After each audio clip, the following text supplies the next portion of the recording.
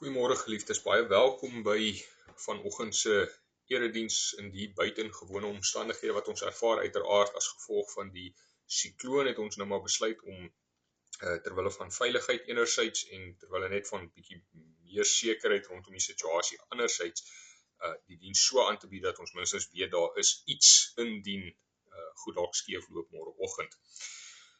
Ook dan net so vinnig onder lief en leed, ons is baie dankbaar dat Tannie Yvonne nou wel tuis is en tuis aansterk onder die sorg van oom Johan, dat sy ook nou weer by hom kan aansluit, dat haar been beter voel en herstel en dat dit nou baie beter gaan. Ons is dankbaar, ons glo en bid en vertrou dat die proses voorspoedig sal bly verloop van hier af vorentoe. Ons is ook baie dankbaar om te verneem dat Harry se prosedure in Australië goed verloop het. Die dokters is baie tevrede, Harry self is baie tevrede, hy sê hy voel goed en hy stuur ook sy dank aan almal wat soveel liefde en ondersteuning bewys het in die tyd wat hy nou deur hierdie ding gegaan het. Ons glo en vertrou, die proses sal vir hom ook verder voorspoedig en geseënd verloop en dat hy en Hanlie vinnig en veilig weer hier by ons sal kan aansluit. Net vir kennisname uiteraard gegewe die omstandighede waarin ons nou is en wat tot ons beskikking is dit uiteraard 'n beperkte erediens vanoggend. Dit sal net die mees basiese elemente wees, daar gaan nie sang wees nie.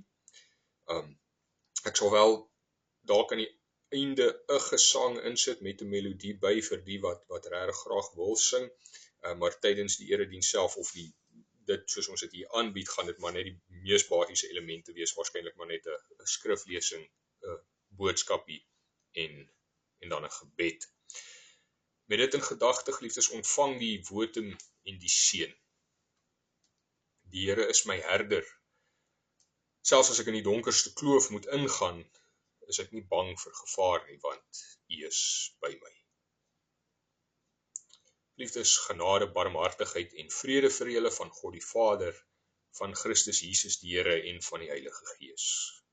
Amen.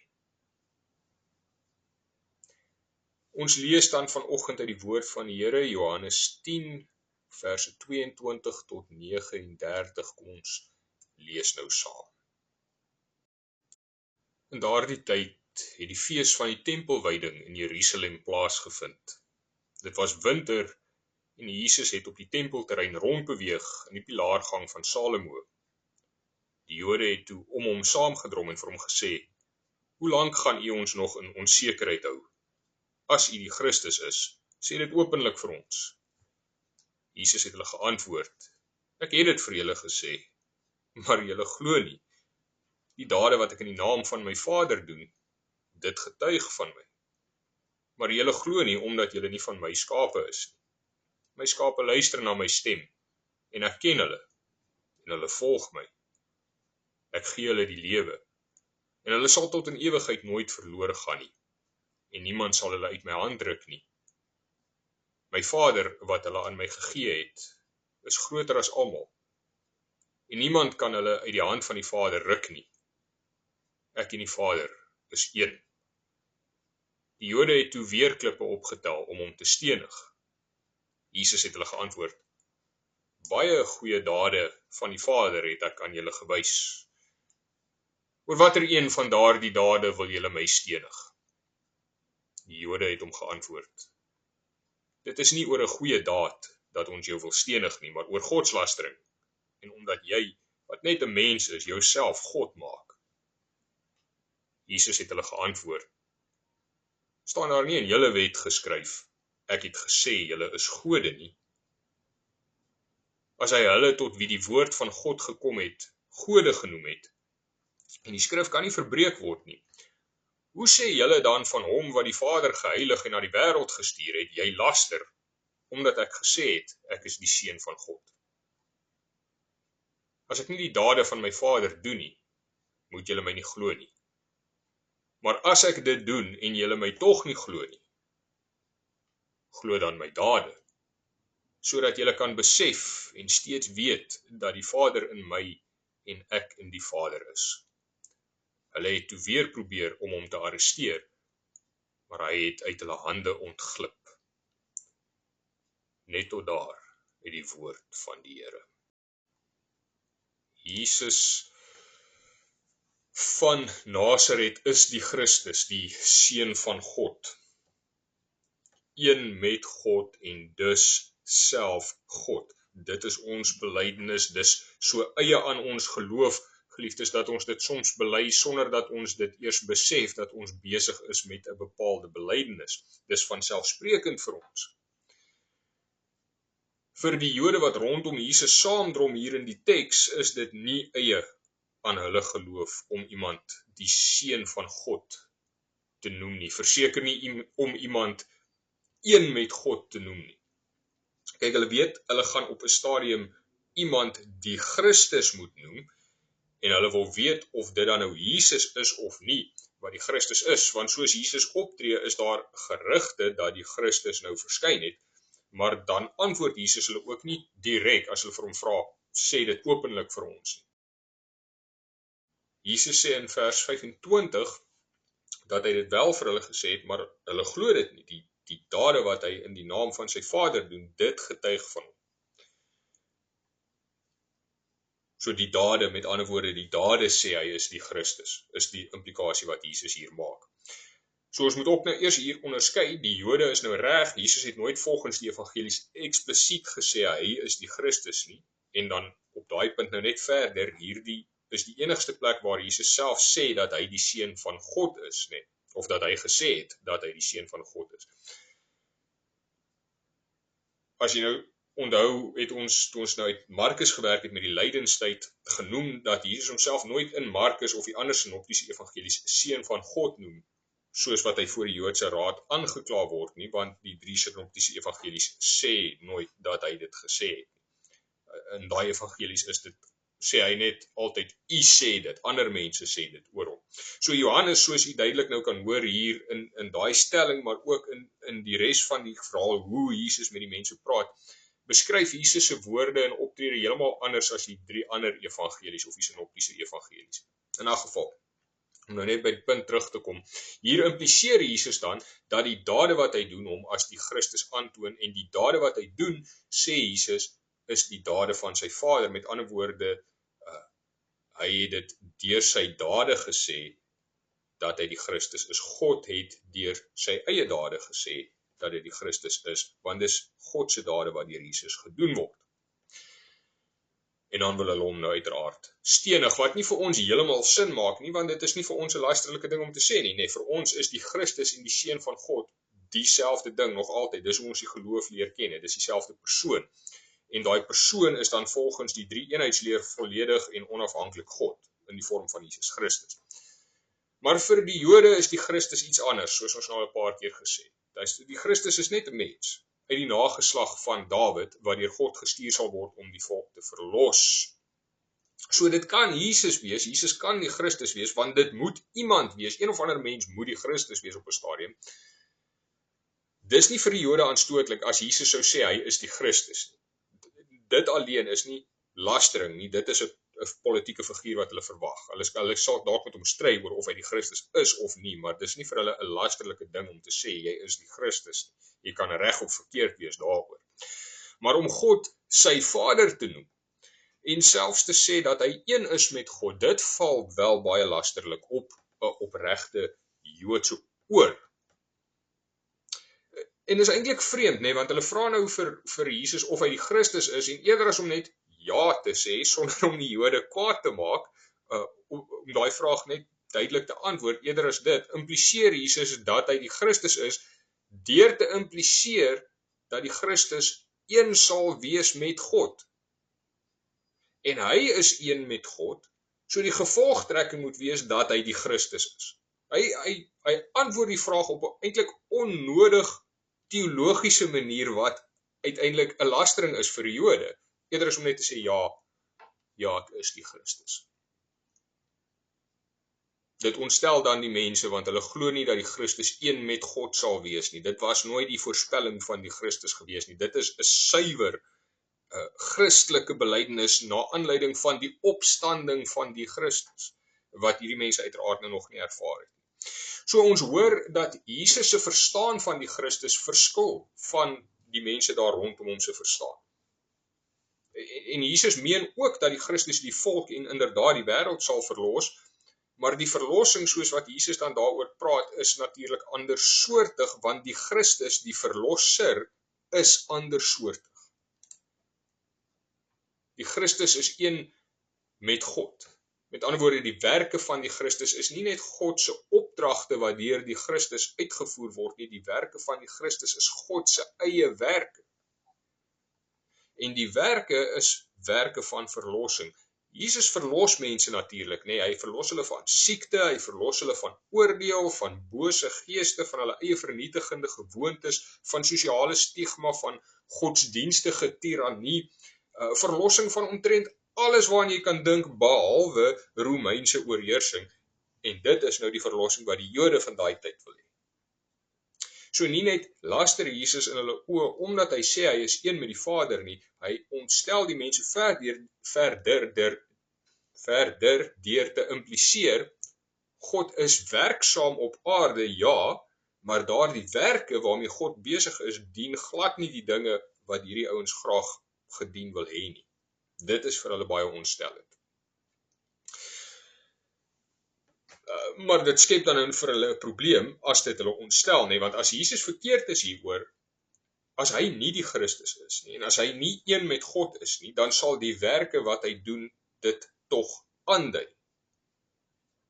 Dan sal daai werke wat hy doen teenstrydig wees met wat hierdie mense van God glo. So dan vra Jesus hulle. Die eintlike vraag wat hy hier vra is, watter van die werke gee aanstoot? Watter goed wat ek gedoen het, maak dat julle my nou van lastering wil aankla? Watter werke wat hy tot dusver gedoen het, is nie aanduidend van God se genade nie. En hulle sê nou, dit gaan nie oor die werk nie, dit gaan oor lastering, omdat Jesus homself aan God gelyk stel, nee, maar selfs die geskrifte stel mense aan God gelyk, by name Psalm 82, waarna Jesus nou hier verwys. So hoekom is dit 'n probleem dat Jesus homself gelyk stel aan God? Die geskrifte doen dit, die goed waarin julle gesag heg, doen dit. Hoekom is dit nou 'n probleem as Jesus dit doen? Kyk net na die werke wat Jesus doen. En dan vra jy jouself nou af, of dit lasterlik sou wees om daai werke aan God toe te skryf. Sou dit lasterlik wees om te sê, God genees siek mense. God is genadig, God is barmhartig. Die goed wat Jesus doen, nee, is dit lasterlik om te sê, God doen daai goed. Jy weet, as Jesus nou geloop en moor het, dan is dit 'n ander saak. Dan sou dit lasterlik wees as hy sê hy is een met God, want dan sê jy God loop en moor. As hy gesteel het, as hy die swakkes vertrap het of weduwees en weeskinders uitgebuit het, dan sou sy woorde lasterlik gewees het, Gods lasterlik. Maar hy doen nie daai goed nie. Hy vergewe, hy herstel, hy verdra, hy toon genade, dinge wat eie is aan God. Waarom is dit lasterlik om God se eie, sy eie te noem? Nie net dit nie, maar deur soos God te leef, vervul Jesus dan die amp van die Christus. Daai verlossende werk, want alles wat hy doen, verlos mense op een of ander manier van iets. So net die geloof in Jesus as die Christus word 'n verlossende handeling.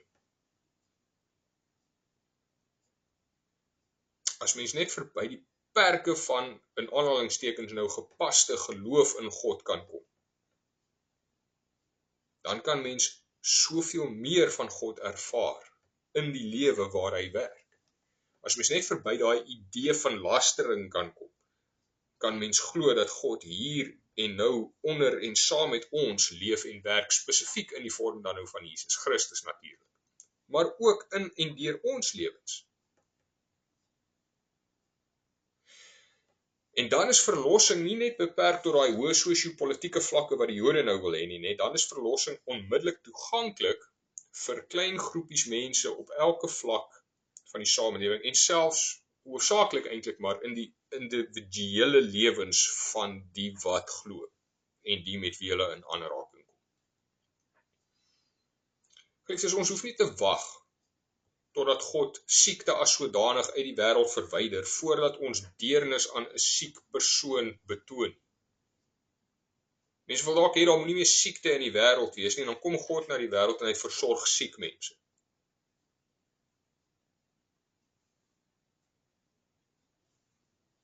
Hy kan sy werk doen met of sonder siekte wat daar is.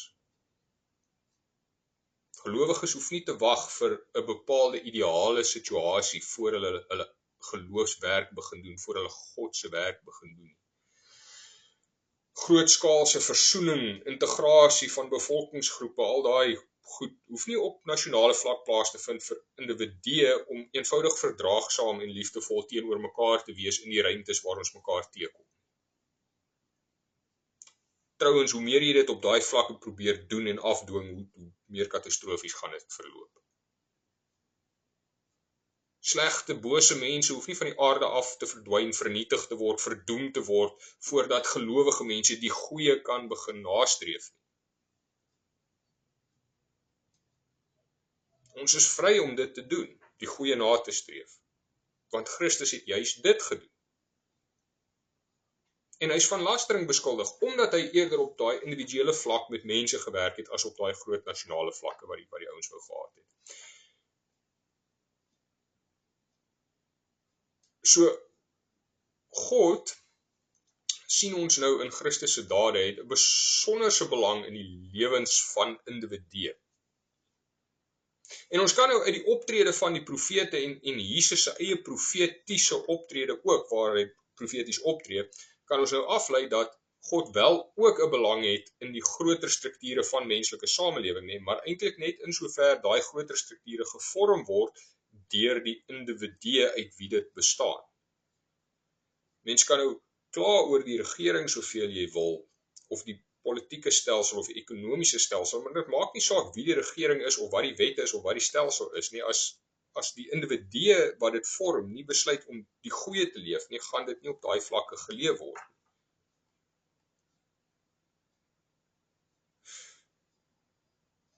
As die mense van 'n land of 'n groep of 'n kerk hulle menslikheid nie teenstaande, as die mense besef God is lewend en werkend hier onder ons en dan daarna streef om sy dade te doen, dan leef hulle die lewe van verloste mense.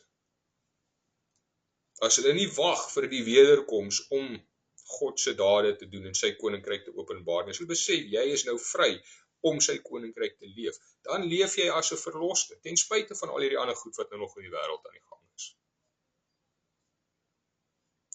As ons kan bedwing om nie aanstoot te neem teen God se dade, soos en wanneer dit onder ons vorm aanneem nie,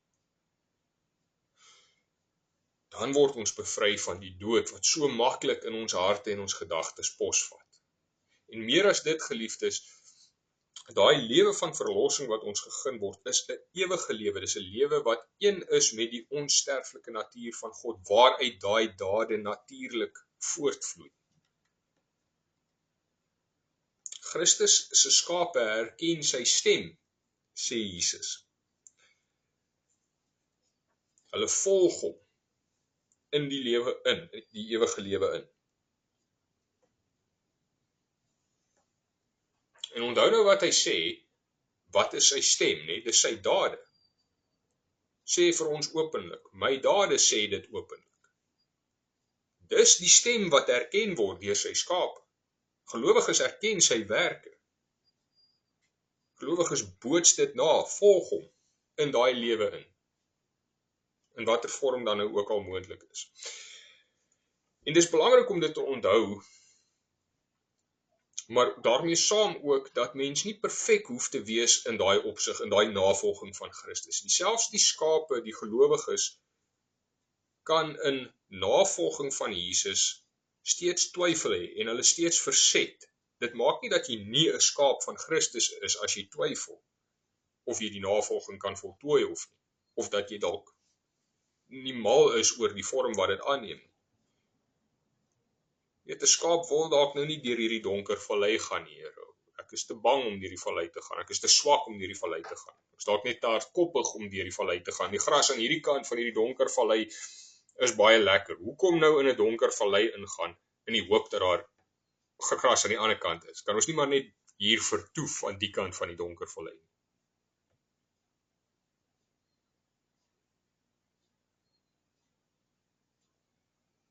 Solank mens besef, daai twyfel of daai vrees of wat ook al is daar, dat jy besig is om jou teen die herder te verset.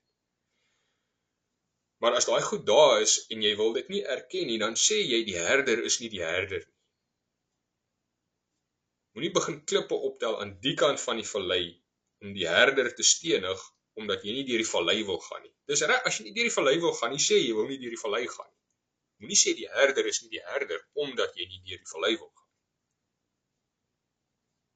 Jy kan die werke aanskou wat van God getuig en in ons menslikheid kan ons aanstoot neem daarteen. Ons gaan aanstoot neem daarteen, teen baie van dit.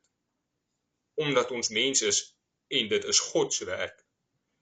Maar jy moenie die werke self goddeloos noem nie. Omdat jy nie kans sien daarvoor nie. Trouwens, belydenis van die Christus as verlosser is self 'n erkenning dat ons nie opgewasse is om die verlossing te bewerk nie, net. Dis hoekom die herder die werke kom doen. Omdat ons dit nie perfek kan doen. Maar solank jy die herder kan herken en sy werke kan herken en weet jy neem aanstoot, kan jy dalk ander maniere vind om daai uitdagende dade van God anders te benader, wat dalk bietjie makliker is, bietjie meer binne jou bereik en steeds in navolging van Christus te leef. Maar dit begin by 'n erkenning van God en 'n eerlike selfbewustheid dalk dat jy nie heeltemal ooreenstem met hom of dat jy nie noodwendig wil saamgaan met dit wat hy doen nie. Hy het ons ten slotte, hy het ons uit genade aan Christus gegee, sodat ons nie verlore sal gaan nie. En dit tel onder die dade van God. Daai genade, daai verlossing van hom tel onder die dade van God. Daarteen neem ons nou natuurlik nie aanstoot nie. So wanneer ons wel teen sommige van God se dade aanstoot neem, né, en dit kan nou wees vergifnis van ons vyande, vind dit aanstootlik, ek wil dit nie doen nie, ek gaan dit nie doen nie, ek kan dit nie doen nie, wat ook al. Verwelkoming van uitgeworpenes, nee, daar's 'n rede hoekom hulle uitgeworpe is, daar's 'n rede hoekom hulle dalk die ander is, hoekom hulle nie deel is van hierdie groep nie. Dit is 'n aanstootlike ding baie keer vir ons as mens. Beheersheid teenoor aanvallerigheid, daai ou het my aangeval, hoekom moet ek nou beheers wees? Hoekom moet ek nou die groter persoon wees in die geval? Dis aanstootlik vir ons mense. Selfverloning, verseker, eerder as handhawing van ego of trots, is 'n baie aanstootlike ding. Dit is seer, dis nie lekker nie, ons wil dit nie doen. En wanneer daai dinge, die dade van navolging, wanneer dit vir ons aanstootlik is, dan onthou ons hierdie mees fundamentele daad van God. Ons is verlos. Of ons nou perfek kan volg of nie. En God is ons in alles genadig. Daarom hoef jy nie te ontken dat jy foute het, dat jy swakhede het. Jy kan erken dat jy aanstoot neem teen sommige van sy werke. En in nederigheid soek na maniere om dan wel te volg wat bietjie meer haalbaar is vir die swakke wesens wat ons is.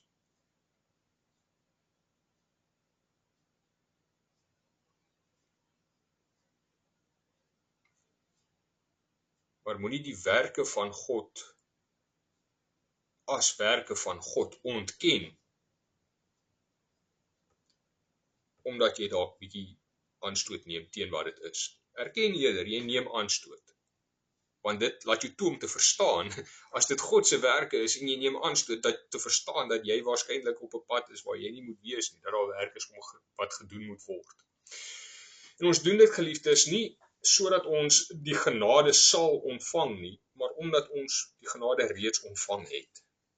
So nie sodat God ons sal verlos nie, maar sodat ons die verlossing wat hy aan ons geskenk het uit genade sal ervaar in ons navolging van Christus. Verlossing van ons eie menswees wat so in stryd is, wat so aanstoot neem teen sy werke wat ware lewe is. Wie wil nie verlos wees uiteindelik van 'n natuur wat aanstoot neem teen die ewige lewe? In Christus is dit vir ons beskikbaar as ons die nederigheid en die selfbewussyn het om dit van onsself te erken, dat ons wel aanstoot neem en dan daaraan te werk. Amen. Here, ons dankie vir die totale verlossing wat U vir ons bewerk het. Ons dank U dat ons deur navolging ook nou reeds iets van die ewige verlossing mag ervaar in ons tydbeperkte lewens. Ons erken, Here, dat ons soms aanstoot neem teen U dade en dat ons soms daardie dade belaster, omdat dit vir ons te groot is.